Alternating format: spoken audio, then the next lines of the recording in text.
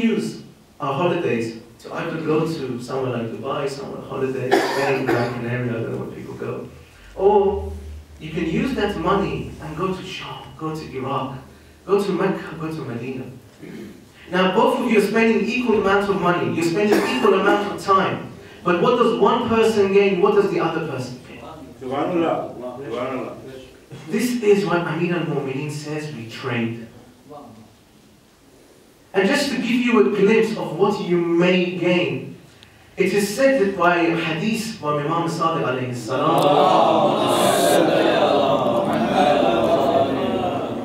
that there were a group of angels on the day of Ashura, when they witnessed what happened to Imam Hussain, they went directly to Allah subhanahu wa ta'ala. There was 4,000 angels.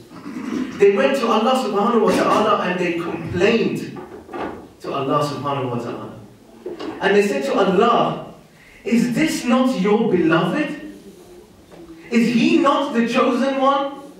Is this not the family of Ahl al-Bayt? Is this not the family of the Holy Prophet? Allah said yes. Then they said, God, why did you let this happen to Hussain? Why did you not send us to go and help him? Allah said, what I know you do not know. I have created someone by the name of Mahdi.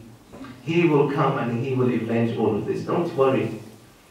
So they said, Allah, we are now prepared to go and be killed for Imam Hussain. The events of Ashura have happened. What do we do? What is our purpose? He said, I will send you down to Karbala. You will circumambulate the Haram of Hussain. You might say this is a waste of time. What is angels doing?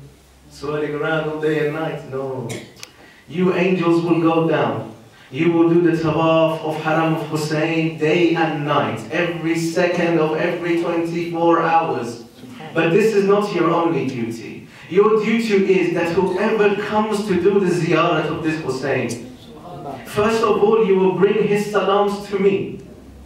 Then, if this Zair of Hussain, when he comes and does the ziyarat of Hussain, and he goes back to his hometown, if he goes back to his hometown and he becomes ill, you will have to go to his bedside and visit that Zair of Hussain.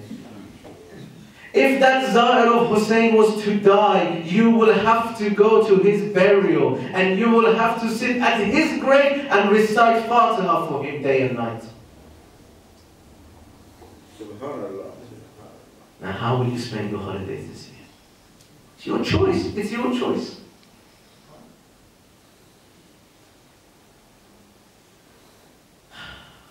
Azamat of Imam Hussain is mind-blowing. Sometimes when we are researching these things, the brain cannot understand. I sometimes read something 2-3 times and I say, can this be true?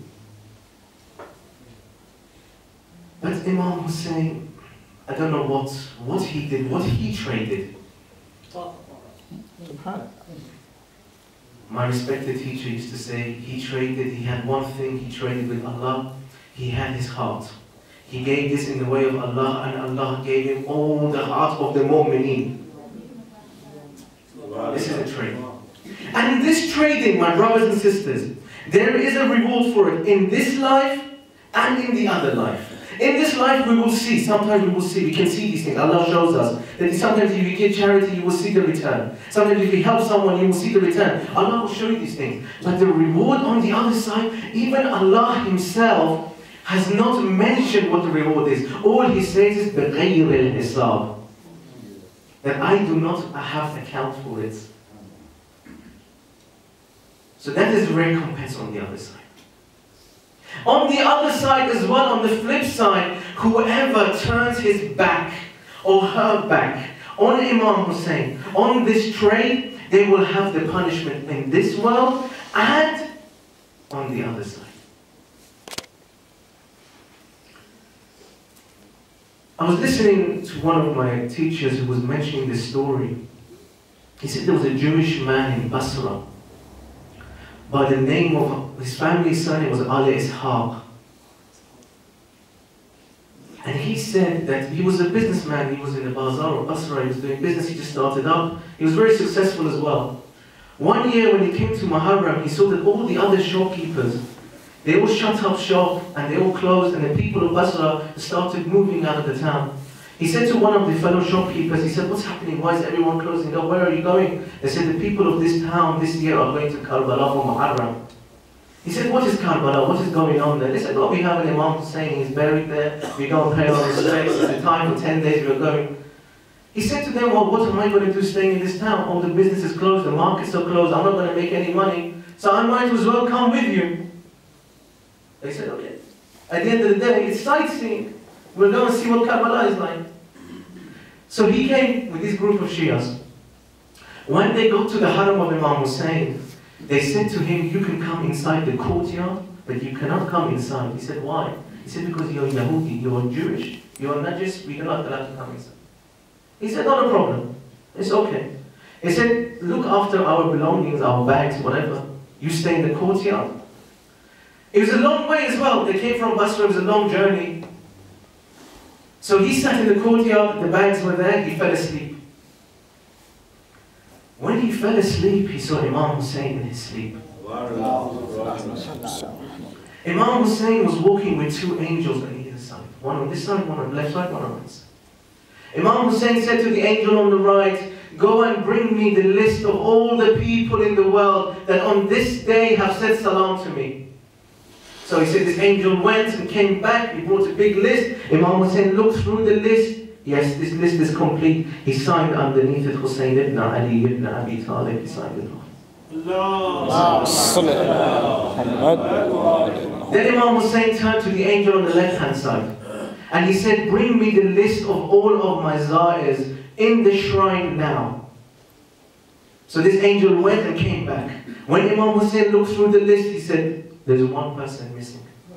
The angel said, okay, Mawla, I'm going to come back. He went and he came back. Imam Hussain said, there is still one person missing. He said, Ya Imam Hussain, I swear to Allah that everyone here is mentioned. Imam said, I swear to Allah, no, one person is missing. The angel said, who? Imam Hussain pointed to a Jewish man.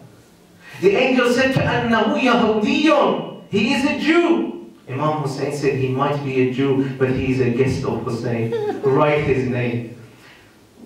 Ala Ishaq said, in my dream, I saw the angel write my name, Ala Ishaq, at the bottom of the list. Underneath my list, name on the list, Imam Hussain wrote, sign of Hussain ibn Ali ibn Abi. He said, I woke up from the dream. I ran into the shrine. I found my friend and they said, what are you doing in here? Did we not tell you not to come in? He said that from today I am the servant of Hussain. From today I am this Muslim. And they said to him, he said to them that I will not leave this place now. Now that I have found this master, now that I have found this place, I am not going to come back to my hometown. Tell my wife and children when you go back to Basra, if they want to join me, they can join me. If they do not want to join me, I am going to stay here till the day I die. And he stayed in Basra. He left his business. He traded with Hussain. He left his wealth, his shop, his business, and he started up in Karbala. That till today, he is buried in the same spot that he fell asleep. And one of the roads that are adjoining the Haram of Imam Hussain is known as the street of Ala Ishaq. This is the trading, my brothers and sisters. Ibn Ziyad was in Kufa. Yes. Muslim Aqil was in Kufa. Ibn Ziyad had dinner that night. So did Muslim ibn Aqil. Ibn Ziyad slept on a mattress, and so did Muslim ibn Aqil. Ibn Ziyad wore clothes, so did Muslim ibn Aqil. Ibn Ziyad killed Muslim ibn Aqil. He beheaded him. Now Muslim ibn Aqil's shrine is the beacon that lights in the Masjid of Kufa, and his shrine is the headquarters of the time when Imam Zaman will come. His government will be the headquarters, will be the shrine of Muslim Aqil. Ibn Ziyad was killed by the son of Malik Ashtar, Ibrahim. When he killed him, he said, I want to take the head of Ibn Ziyad to who? Mukhtar.